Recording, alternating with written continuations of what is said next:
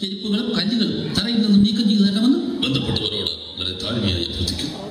അതുപോലെ തന്നെ മുന്നിൽ നിന്ന് കാണുന്ന കൊച്ചുകുട്ടികളോട് അഭ്യർത്ഥന.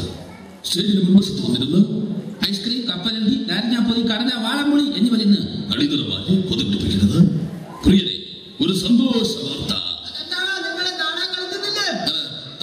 റിഹേഴ്സൽ കഴിഞ്ഞിട്ട് ഒരു സ്റ്റേജിൽ പോലും നാടകം അവതരിപ്പിക്കാത്ത സമിതികൾക്കുള്ള അവാർഡ് മത്സരത്തിൽ കഴിഞ്ഞ 4 വർഷമായി തുടർച്ചയായി 1ാം സ്ഥാനം കരസ്ഥമാക്കിക്കൊണ്ടിരിക്കുന്ന കൊച്ചിൻ കാളകുളം തിയേറ്റേഴ്സിന്റെ 5ാമത് വർഷത്തെ 1ാമത് നാടകം ഒടിയനായ പുത്രൻ.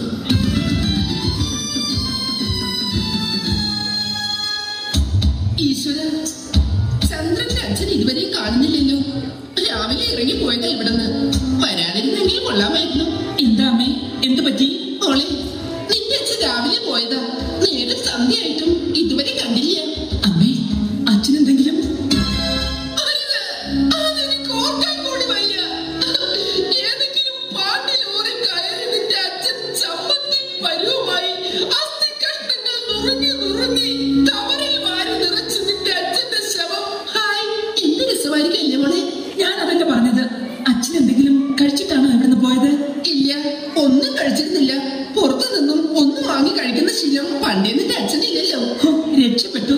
പശുവിനെ കലക്കി വെച്ചിരുന്ന കാടി പാതിയെ പശു കുടിച്ചുള്ളൂ. എന്തായാലും അതിന് വേസ്റ്റ് ആവില്ലല്ലോ. ആ, പറഞ്ഞു തീർന്നില്ല. അച്ഛൻ വന്നെന്ന് തോന്നുന്നു.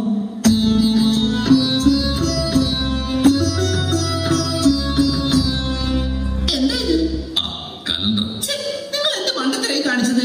കഴിഞ്ഞ വർഷം വാങ്ങിയ 2 കലണ്ടറിൽ ഒന്നല്ലേ നമ്മൾ എടുത്തുള്ളൂ. മറ്റേത് പോലെ ഈ വർഷത്തേക്ക്. ഞാനതങ്ങ് മറന്നു. നീ കലണ്ടർ ഏതായാലും പെട്ടിയിൽ വെച്ച് സൂക്ഷിച്ചു. നമുക്ക് അടുത്ത വർഷം ഇതെടുക്കാം. മോളെ, ഇതൊക്കെ അകത്ത് വെച്ചേക്ക്. നിങ്ങൾ എന്തെങ്കിലും കഴിച്ചായിരുന്നോ? എനിക്കറിയില്ലേ, ഞാൻ പുറത്തുനിന്നും ഒന്നും വാങ്ങി കഴിക്കാറില്ലെന്ന്. പിന്നെ ഹോട്ടലിനകത്ത് നിന്നാണ് ഞാൻ വാങ്ങി കഴിച്ചത്. പക്ഷേ നിന്റെ കൈകൊണ്ട് നീ വിളമ്പിത്തരുന്ന മാമ്പഴപ്പുളിശ്ശേരിയും കുത്തരിച്ചോറും അവിയലുമൊക്കെ ഈ ജന്മത്തിൽ ഒരിക്കൽ പോലും തിന്നാനുള്ള ഭാഗ്യം എനിക്ക് ഉണ്ടായിട്ടില്ലല്ലോ. ഒരിക്കലെങ്കിലും നീ അത് ചെയ്യുമോ ഗോമതി? ചെയ്യും. എന്റെ ഈ കൈകളാൽ അവിയലും തോരനും പച്ചടിയും സാമ്പാറും ഒക്കെ വിളമ്പി ഞാൻ നിർവൃതിയടയും. എന്ന് നിങ്ങളുടെ 16 അടി വൃത്തിന്റെ അന്ന്. കോമതി, എന്റെ ചിരിക്കുന്ന മുഖം മാത്രമേ നീ കണ്ടിട്ടുള്ളൂ. എനിക്ക് വൃത്തികെട്ട മറ്റൊരു മുഖം കൂടിയുണ്ട്. നിങ്ങൾ ചിരിക്കുമ്പോഴാ മനുഷ്യ ഏറ്റവും കൂടുതൽ വൃത്തികേട്. ഗോമതി, നിന്റെ മകനെ കാരണം എനിക്ക് റോഡിൽ ഇറങ്ങി നടക്കാൻ വയ്യ. റോഡിലിറങ്ങി നടക്കാൻ പറ്റാത്ത വിധത്തിലുള്ള വൃത്തികേട് അവൻ കാട്ടുമെന്ന് എനിക്ക് അറിയാമായിരുന്നു. ഒന്നാമത് അവന് വയറിന് നല്ല സുഖമില്ല. അതല്ല, ഒരു ജോലിയും കൂലിയില്ലാതെ നടക്കുന്ന മകനെ കുറിച്ചാ ഞാൻ പറഞ്ഞത്. അച്ഛാ, എനിക്ക് ജോലിയും കൂലിയുമില്ല. എന്നാൽ ഞാൻ ഒന്ന് ചോദിക്കട്ടെ, അച്ഛനുണ്ടോ ജോലി? അച്ഛനുണ്ടോ കോലി? പിന്നെ ഈ വീട്ടിലെ അടുക്കളപ്പണിയൊക്കെ നീ ആരാണ് ചെയ്യുന്നത്? അച്ഛാ, ഇനി എന്നെ അങ്ങനെ വിളിക്കരുത്. പിന്നെ ഡാഡി എന്ന് വിളിച്ചു. അതല്ലേ ഒരു വെയിറ്റ്. ഓനെ ചന്ദ്ര, ഒരു കാര്യം പറയാൻ മറന്നുപോയി. എന്താണ്? അതല്ല പറഞ്ഞത്, മറന്നുപോയിന്ന്. ചന്ദ്ര, ഞാനും നിന്റെ അമ്മാവനെ കണ്ടിരുന്നു. നിനക്കായി പറഞ്ഞു വെച്ചിരുന്നില്ല ലതികെ? അവർ വേറെ വിവാഹം കഴിപ്പിക്കാൻ തീരുമാനിച്ചു. ഇല്ല, അത് നടക്കില്ല. അതെന്താ ചെറുക്കൻ മൊണ്ടിയാണ്? അതല്ല, ഞാനത് നടത്തില്ല. നടാനിട്ട് അവന് വല്ല ചെടിയാണോ? ഞാനത് പൊളിക്കും. അതിന് കല്യാണപ്പന്തലിന്റെ കൊട്ടേഷൻ നിനക്കാനാണ്. അച്ഛാ, ആനയ്ക്ക് മതമുളകിയാൽ ചങ്ങലക്കിടാ. പക്ഷെ ചങ്ങലയ്ക്ക് മതമുളകിയാൽ അവരൊരു അഞ്ചാനം ഉണ്ടാക്കിയാൽ തൊഴുത്ത് മെല്ലിച്ചെന്ന് കരുതി അതിലാരും ആനയെ കെട്ടാറില്ല. ആന തൊഴിച്ചെന്ന് കരുതി അതിലാരും കെട്ടി മറിയാറില്ല. ആന പിണ്ടോടെന്ന് പോകണമെന്ന് പുള്ളികയും കൊല്ലും, ആനയും കൊല്ലും. ഇല്ല, ഈ ചന്ദ്രന്റെ ഒരു വാക്ക് പറഞ്ഞാൽ പറഞ്ഞതാ. നോ, അല്ലെങ്കിൽ വേണ്ട. അല്ല, ഈ ഒരു വാക്ക് പറഞ്ഞ വാക്കാണെന്ന് പറഞ്ഞിട്ട് അതെ, ഞാനൊരു വാക്ക് പറഞ്ഞാൽ അത് വാക്കായി തന്നെ ഇരിക്കും, പ്രവർത്തിക്കില്ല. അതിന് മാത്രം ഞാൻ വേദനിപ്പിച്ചു. അതുകൊണ്ടല്ല, ടിവിയിൽ സീരിയൽ തുടങ്ങിയിട്ട് 5 മിനിറ്റിൽ കൂടുതലായി. ഇനിയും അത് കാണാതിരുന്നാൽ എന്റെ ഹൃദയം പൊട്ടി മരിച്ചു പോകും. എന്റെ സ്ത്രീജന്മമേ. ഈ കുടുംബത്തിന്റെ സ്വസ്ഥത കളഞ്ഞത് അവനാ. അവനൊരുത്തൻ കാരണം എത്ര കുടുംബ ബന്ധങ്ങളാണ് തകർന്നതെന്ന് അറിയാമോ നിനക്ക്? ആരാച്ചാ പരമദ്രോഹി? മെഗാസീരിയൽ കണ്ടുപിടിച്ച മധുമോഹൻ. അവൻ എന്റെ കിട്ടിയിരുന്നെങ്കിൽ ഒരു ചാൻസ് ചോദിക്കായിരുന്നു. അഭിനയിക്കാൻ നമുക്ക് എത്ര നാളായി. ഇവിടെ ആരുമില്ലേ? ഇറങ്ങി വരാൻ. ഞാൻ പറയാനുള്ളത് നേരിട്ട് പറഞ്ഞോണം. അല്ലാതെ പെണ്ണുങ്ങളോടല്ല പറഞ്ഞേക്കേണ്ടത്. ഒക്കെ ഞാൻ നിർത്തി വച്ചിരിക്കായിരുന്നു. ഇറങ്ങി വരാൻ. ആരാത്? ഞാനാണേ ഒരു കൂട്ടുകാരൻ ഗോപാലൻ. ഒക്കെ ഞാൻ നിർത്തി വെച്ചതാ. നിങ്ങളൊന്നും അറിഞ്ഞപ്പോഴാ അവിടെ വിറകിട്ടാണെന്ന് അറിഞ്ഞത്. ചന്ദ്രകുഞ്ഞെ, എന്റെ പെങ്ങളെയും കൊണ്ട് കുഞ്ഞ് സിനിമയ്ക്ക് പോയ കാര്യം ഞാൻ അറിഞ്ഞു. ശരിയല്ല. നിന്റെ പെങ്ങളെ ഞാൻ വെറും പെങ്ങളായിട്ടല്ല കണ്ടിട്ടുള്ളത്. എന്റെ സ്വന്തം മണിയന്റെ പെങ്ങളായിട്ടാണ് ഞാൻ അവളെ കണ്ടിട്ടുള്ളത്. ചന്ദ്രകുഞ്ഞെ, എന്നോട് ക്ഷമിക്കണം, ഞാൻ അറിയാതെ. വേണ്ട അച്ഛാ. എന്താ എന്റെ പൊന്നുമോനെ? എനിക്കൊരു 10,000 രൂപ വേണം. കയ്യിൽ 5 പൈസ ഇല്ല. അപ്പോഴായ 10,000 രൂപ തരില്ല. ഈ അച്ഛൻ്റെ ഒരു പിടിവാശി. പണ്ടും അച്ഛൻ ഇങ്ങനെയായിരുന്നു. 6ാം ക്ലാസ്സിൽ പഠിക്കുമ്പോൾ വാഴപ്പഴത്തിന് വേണ്ടി അച്ഛൻ വാശി പിടിച്ചതാണ് എനിക്കിപ്പോൾ ഓർമ്മ വരുന്നത്. അന്ന് മുത്തച്ഛൻ അച്ഛനെ ഒരുപാട് തല്ലി. പഴങ്കഥകൾ പറഞ്ഞ് എന്നെ മയക്കാമെന്ന് നീ കരുതണ്ട. നീ ഇപ്പോൾ ഒരു കൊച്ചുകുട്ടിയല്ല. അടക്കയാൽ വഴിയിൽ വെക്കാം, പക്ഷെ അടയ്ക്കാമരമായാൽ ചെത്തി എടുത്താൽ ഓണത്തിന് കമുകൽ കെട്ട് നടത്താം. ചന്ദ്ര, അയ്യത്തെന്നാൽ പതിയും തിന്നാം. എന്നാ അച്ഛൻ ആ മൂലയിട്ട് മാറിയത് തിന്ന. ചന്ദ്ര, നിന്നെ ഞാൻ തുടരി തന്നെ. ചന്ദ്ര, നീ ആരുടെ നേരെ കൈയോങ്ങിയെന്നറിയോ? ഈ അമ്മയെ മനസ്സിലാക്കാൻ നിനക്ക് കഴിഞ്ഞില്ലല്ലോടാ. വേണ്ട, എനിക്ക് നിന്നെ കാണണ്ട. അച്ഛനിട്ട് ഒരെണ്ണം പൊട്ടിക്കാൻ കഴിയാത്ത നീ എന്റെ മകനല്ല. ഹൃദയത്തിൽ നിന്നോക പ്രണയത്തിൻ ഭാവങ്ങൾ പഞ്ചാഗ്നിനാളമായി എരിഞ്ഞിരുന്നു. തൊടുവിരലിൽ തുമ്പാൽ നിൻ തിരുനെറ്റിയിൽ എന്നെ നീ സിന്ദൂരരേണുമായി അണിഞ്ഞിരുന്നു. മിഴികളിലൂറും ജവരമണികൾ കറുകകളണിയും കണിമഴ മലരായി വിടവറയും പ്രിയ സഖിയുടെ മൗന നൊമ്പരങ്ങൾ. ശരി, ഈ മുടിയനായ പുത്രൻ ഇന്ന് ഈ വീട്ടിൽ നിന്ന് ഉറങ്ങുന്നു.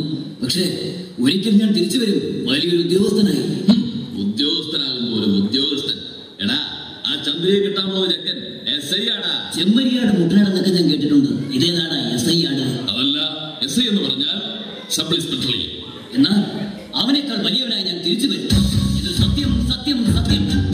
എന്റെ ഈ പ്രതിജ്ഞ നിറവേറ്റാൻ എനിക്ക് കഴിഞ്ഞില്ലെങ്കിൽ അവിലമ്മേ, അവരെ വരുമ്പോ ദൈവങ്ങളെ, എന്റെ അച്ഛന്റെ തല പൊട്ടിത്തെറിച്ചു പോട്ടെ.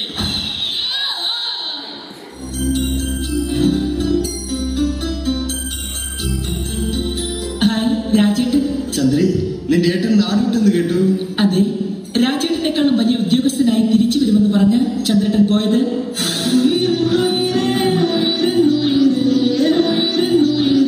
ചന്ദ്രികെ, നീയല്ലേ പറഞ്ഞ നിന്റെ അച്ഛനും അമ്മയും പാതുറന്നാലെന്നും അടിയും പഴക്കും ബഹളവും ഒക്കെയാണെന്ന്. എന്നിട്ട് പ്രണയാർദ്രമായി നിന്റെ അച്ഛനും അമ്മയും നോക്കി പാടുന്നത് കേട്ടില്ലേ?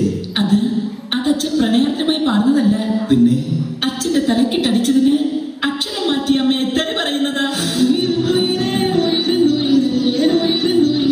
എന്നാൽ നിന്റെ അമ്മയെ ഞാൻ സമ്മതിച്ചു തന്നിരിക്കുന്നു. അച്ഛൻ ഇങ്ങനെയൊക്കെ പറഞ്ഞിട്ടും നിന്റെ അമ്മ മിണ്ടാതെ നിൽക്കുന്നത് കണ്ടില്ലേ? രാജേട്ടൻ അമ്മയെ അറിയാനിട്ടാ അമ്മയുടെ തെറിവിളി അസഹിക്കാൻ പറ്റാത്തത്.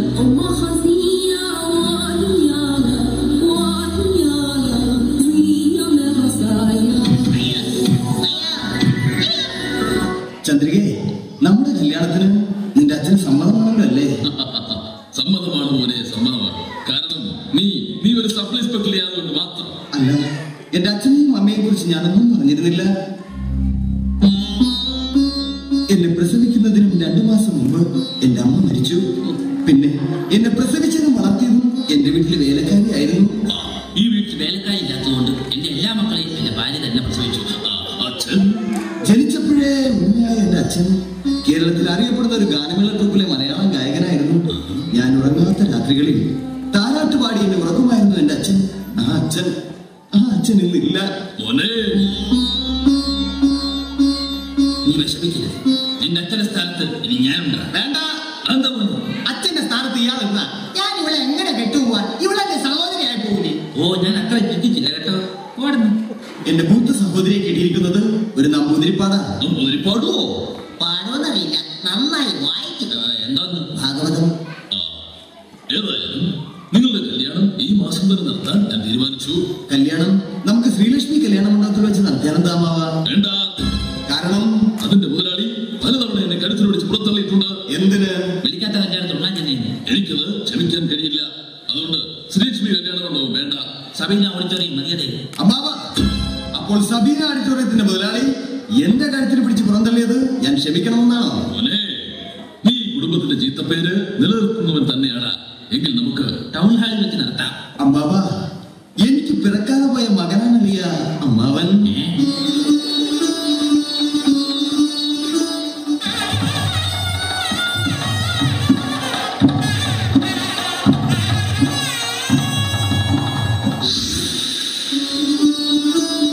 ഗോമതി, ഗോമതി, 5 വർഷങ്ങൾക്ക് മുമ്പ് നാട് വിട്ടുപോയ നമ്മുടെ മകൻ ചന്ദ്രൻ ഇന്ന് തിരിച്ചു വരുന്നു. അവൻ ഉയർന്ന ഉദ്യോഗാത്രേ. ഈശ്വര, എന്റെ കുഞ്ഞിനൊന്നും വരുത്തില്ലേ? അവനെ വരുത്തരുതെന്നാണോ? അതല്ല, അവന് മാറാവ്യാധികൾ ഒന്നും വരുത്തില്ലെന്ന് ഞാൻ പ്രാർത്ഥിച്ചത്. എത്രയ്ക്ക് വൃത്തികെട്ടവനായാലും അവൻ നമ്മുടെ മോനില്ലേ? കാക്കയ്ക്കും തൻകുഞ്ഞു പൊൻകുന്ന പറക്കി. അമ്മയുടെ മുലപ്പാൽ കുടിച്ചവന്മാരുണ്ടെങ്കിൽ ഇറങ്ങി വരണ്ട.